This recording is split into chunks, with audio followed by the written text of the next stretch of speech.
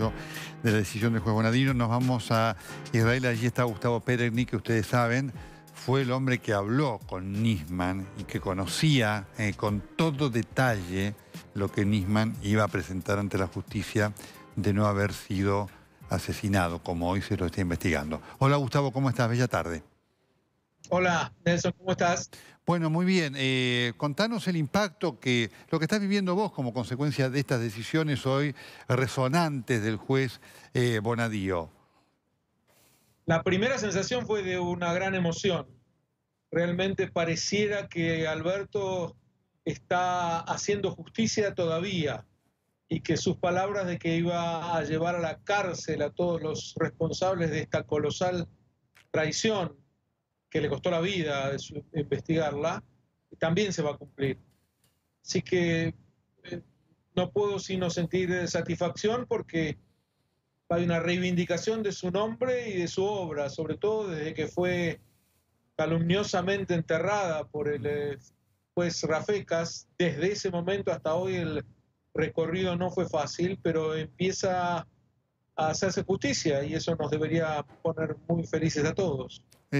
Gustavo, en todo este tiempo que ha pasado, y por eso nos interesa mucho tu opinión, porque vos sos casi el único sobreviviente que conociste con tanto detalle lo que seguramente hubiéramos conocido de haber estado Nisman en vida y obviamente generado el análisis, la controversia, si esto estaba así, asá o de otra manera. Ahora, ¿por qué entendés que Rafecas tomó la decisión en su momento de no investigar nada, siendo que la investigación pudo haber dicho, bueno, esto era cierto, esto era falso, y hoy esto haber sido historia?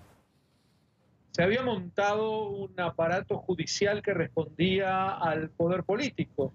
El país estaba en una decadencia de corrupción que no había conocido desde la democracia. Por lo tanto, Rafecas fue un peón más de este aparato corrupto. Yo creo que él tomó la decisión suponiendo, como suponían todos los lacayos del régimen en ese momento, que las elecciones las iban a ganar ellos y por lo tanto iba a gozar de impunidad. Pero cuando perdieron las elecciones, el tablero se dio vuelta completamente y lentamente empezó a abrirse paso a la justicia. Hola, Gustavo, Paula García te saluda. La ¿Qué tal? expresidenta sigue insistiendo, de hecho, imagino que habrás escuchado, leído las declaraciones hace un ratito nada más en el Congreso, en que no existió delito y que todo esto es una farsa. ¿Nos podés contar qué cosas te contó Nisman, qué detalles te contó él respecto de esta denuncia? Te puedo contar todo lo que quieras, pero te digo que todo ya se puede saber por internet, porque en estos momentos hasta las decenas y decenas de horas de grabación de Alberto, centenares, también se pueden escuchar ahí para quien tenga paciencia. Además lo he contado todo en mi libro Morir por la Argentina, que salió este año y que es una reivindicación de la obra de Alberto y una explicación de las circunstancias que llevaron a su asesinato. Pero para quienes nos están viendo en este momento, un resumen de los puntos más importantes. Sí, básicamente lo que ocurrió fue que cuando se firmó el memorracho en enero del 2013, todos creímos que era el comienzo de una gran decadencia jurídica para la Argentina porque era claro que la víctima y el victimario estaban por investigar juntos qué le había hecho el victimario a la víctima, lo que es un dislate, como pedirle a la resistencia francesa que investigue junto con la Gestapo cuáles fueron los crímenes cometidos durante la Segunda Guerra Mundial. Pero creíamos que era el comienzo de este hundimiento de la justicia argentina. Y al poco tiempo nos dimos cuenta, Alberto se dio cuenta y nos hizo saber, que no era el comienzo, era el final. El comienzo había sido 2 años antes, en la ciudad de Alepo, en Siria, donde el canciller Timerman y el canciller Salehi, el iraní, se encontraron para ahí establecer el pacto secreto. Ahí fue la gran traición a la patria, que consistía básicamente en entregarle toda la justicia argentina al régimen iraní, para que éste saliera impune de los atentados que cometió en la Argentina. Y lo hicieron a partir de la muerte de Néstor Kirchner, porque él era el último bastión que, si bien estaba de acuerdo con estrechar los vínculos comerciales con Irán, siempre se opuso a que fuera a costa de vender la justicia argentina. Cuando Néstor murió, Chávez vino por tanto tiempo a la Argentina a acompañar a Cristina en el sepelio, ese fue el momento, esto es una especulación, esto sí que no lo puedo demostrar, pero las circunstancias lo dictan casi, ese fue el momento en que Chávez, que se había convertido en el gran protagonista de la Argentina, convenció a Cristina de que ya no había ningún motivo por el cual no entregarse de brazos a Irán, lo que iba a redundar en ganancias siderales, monstruosas, para la Argentina y para los gobiernos de uno y otro. Le hace dinero contante y sonante que iba a entrar a uno y otro gobernante. En ese momento se tejió esta urdimbre de traición que consistía en decirle a Irán: no queremos continuar con la justicia, la Argentina ya no está interesada en resolver los casos y ahora empiezan a pagarnos. ¿Cómo sabemos esto? ¿Cómo está demostrado? De muchas maneras. Nisman las ha enumerado profesionalmente en su denuncia, pero la más visible fue que el canciller iraní informó a su presidente de la reunión que tuvo con Timerman y el informe decía explícitamente: la Argentina no está más interesada en resolver los atentados en Buenos Aires. Esta fue una carta que trascendió a algunas embajadas occidentales en Teherán y Pepe Ilyashev la obtuvo y la publicó en Buenos Aires. Nadie le creyó, ni siquiera Nisman. Me acuerdo que Alberto me dijo justamente que se le había ido la mano. Muy crítico, sí. ¿Cómo? Había sido muy crítico de la carta de Ilyashev, había sido casi despectivo. Correcto, es así. Es que era muy difícil creer que se había llegado a una traición de tal dimensión. Pero después las circunstancias, los hechos mostraron que era tal cual y peor, porque no solamente habían entregado la justicia a Argentina, sino que le iban a entregar a Nisman también. No. Y a lo que estaban procediendo, porque esto era parte del acuerdo secreto, era a reescribir la historia y crear una narrativa alternativa de: si los iraníes no pusieron la bomba Lamia, entonces ¿quién sí?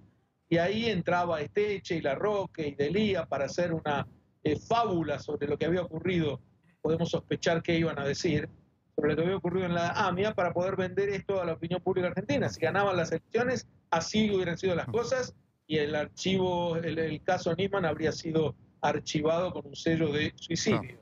Ahora, Gustavo, imagino esto, y vos sos tal vez uno de los pocos que lo viviste, desde el punto de vista de la vivencia, lo que debe haber significado emocional, anímicamente para Nisman, porque Nisman, y esto lo recuerdo porque alguna vez lo entrevistamos antes del fallecimiento de Kirchner, era un defensor, te diría, a rajatabla de lo que hacía Kirchner con la AMIA. Algunos de nosotros teníamos algunas críticas y él lo defendía de una manera férrea, así que imagino lo que debe haber significado para él emocionalmente encontrarse con esa nueva realidad cuando la descubrió. Hubo muchos momentos así, lo describís muy bien, que tuvieron una carga dramática muy importante en su vida. El primero fue cuando se dio cuenta de que el juicio oral que se estaba haciendo contra los agentes policiales acusándolos del atentado a la AMIA estaba enteramente fraguado.